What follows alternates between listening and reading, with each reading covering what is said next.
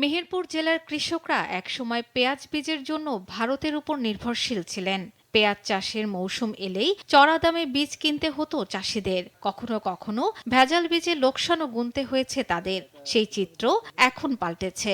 আমদানি নির্ভরতা কমিয়ে নিজেরাই উৎপাদন করছেন নাসিক, ভারতীয় কালাশ ও সুখসাগর সহ নানা জাতের উচ্চ ফলনশীল পেঁয়াজ বীজ। এতে উৎপাদন খরচ কমেছে, বেড়েছে লাভ, শ্রমিকদের কর্মসংস্থানও হচ্ছে। এর আগে আমরা তামাকের চাষ করতাম, বুঝলেন। এখন তামাক বাদ দিয়ে আপনার পেঁয়াজের বীজ চাষ করি আমরা। তখন আমরা যে ইন্ডিয়া থেকে বীজ নিতাম, কয়েক বছর ভালো হয়, আর তারপরে বছর দেখা যায় ভালো হয় না, আমাদের খারাপ বীজ দেয়। যে বীজ নিজে উৎপাদন করলে আমাদের কম খরচে সেটা হয়ে যায়। প্রতি বছর আমরা হাত টাকায় প্রোগ্রাম দিলে বীজ ভালো হয়। কৃষি বিভাগ বলছে, কৃষকদের এই উদ্যোগ দেশের কৃষিতে ইতিবাচক পরিবর্তনের ইঙ্গিত দিচ্ছে। পাশাপাশি বীজ উৎপাদনে প্রয়োজনীয় প্রশিক্ষণ ও সহায়তাও দেয়া হচ্ছে। কৃষকদেরকে কাঙ্ক্ষিত ফলন পাওয়ার জন্য আমরা হস্ত পরাগায়নের কথা বলছি। এই পরাগায়নটা যথাযথ হলে সে কাঙ্ক্ষিত ফলন পাবে।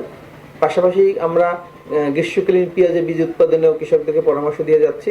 এবছর আমরা 50 জন কৃষককে গ্রীষ্মকালীন পেঁয়াজ বীজ উৎপাদনের জন্য প্রয়োজনীয় সহায়তা প্রদান করেছি। চলতি বছরে জেলার 300 বিঘা জমিতে পেঁয়াজের বীজের চাষ হয়েছে। অপরদিকে জেলায় 27,775 হেক্টর জমিতে পেঁয়াজের আবাদ হয়েছে। উৎপাদন লক্ষ্যমাত্রা ধরা হয়েছে 75,600 মেট্রিক টন। শর্মিলা কেয়া, নিউজ ডেস্ক, দেশ টিভি।